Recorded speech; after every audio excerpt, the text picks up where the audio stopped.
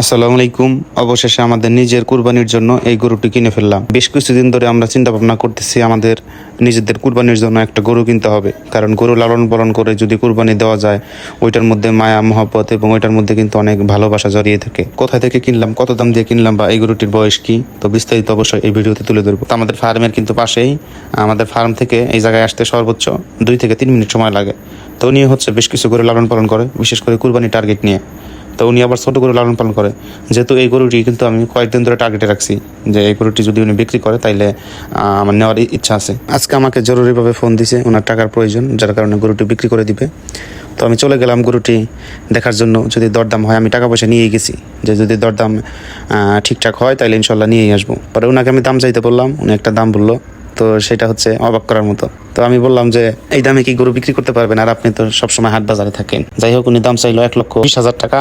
পরে আমি বললাম হচ্ছে 90,000 টাকা, কারণ এই গরুতে মানে সর্বোচ্চ 95,000 টাকা হইলে আর কি, মানে সর্বোচ্চ দাম হইলে এটা 95,000 টাকা হবে। তো আমি প্রথমে ওনাকে 90,000 টাকা বললাম। তো আমি আর ওই রকম ভাবে দরদাম করলাম না, যেহেতু আল্লাহর সন্তুষ্টির জন্য বা কুরবানির জন্য। তো আমার মেন জিনিস হচ্ছে চয়েস, এটার কালার বা কোয়ালিটি দেখে আমার অনেক ভালো লাগছে।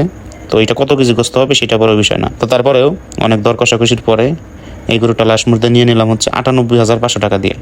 উনি 1,00,000 টাকার কমে বিক্রি করবে না, যেহেতু আমি কুরবানি দিব বা আল্লাহ তাআলার সন্তুষ্টির জন্য।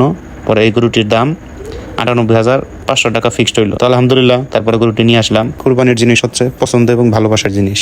তো যেটা আপনার পছন্দ, তো সেই ধরনের গরুগুলো কিন্তু কুরবানি দেওয়া উচিত।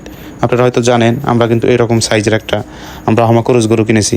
তো ওই গরুটি আমার সব থেকে পছন্দের গরু। তো আমি তো আর এত বড় গরু কুরবানি দিতে পারবো না, বা ওই রকম আমাদের বাজেট নাই। তো আমাদের বাজেট যা ছিল, তো আলহামদুলিল্লাহ। তো এই গরুটি কিন্তু দেখেন কতটুকু গোস্ত হবে বা কতটুকু মাংস হতে পারে, এটা কিন্তু আমরা আইডিয়া করি না। তো আমার মেইন আইডিয়া হচ্ছে কুরবানির জিনিস হচ্ছে আল্লাহ তাআলার সন্তুষ্টির জন্য। আর একটা বড় বিষয় হলো, গরু কিন্তু হাট বাজারে এখন অসংখ্য গরু আছে, বা চাইলে কিন্তু এরকম সাইজের গরু পাওয়া যাবে। কিন্তু মানে একদম হালাল হয়ে বা অর্গানিক খাবার, যেগুলো প্রাকৃতিক খাবার খাওয়িয়ে যারা গরু মোটা তাজা করে, এরকম গরু কিন্তু পাওয়া খুবই দুষ্কর।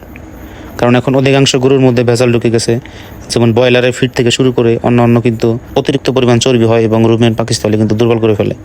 যার কারণে আমি চাই যে দেশে একটা ভালো মানের গরু কুরবানি দেওয়ার জন্য। আর এখন হাট বাজার থেকে গরু কিনলে হয়তো এফএমডি এলএসডি সহ বিভিন্ন ধরনের রোগ হতে পারে, যার কারণে হাট বাজারে না গিয়ে প্রান্তিক পর্যায়ে বা যারা একদম প্রান্তিক লেভেলের খামারি, তো তাদের কাছ থেকে গরু নেওয়ার চেষ্টা করছি। তো আলহামদুলিল্লাহ, অবশেষে আল্লাহ তাআলা মনের আশা পূর্ণ করছে। অবশ্যই পরবর্তী সময় আপডেট দিব। আপনারা জানলে অবাক হবেন যে এই গরুটির বয়স কিন্তু 4 দাঁত।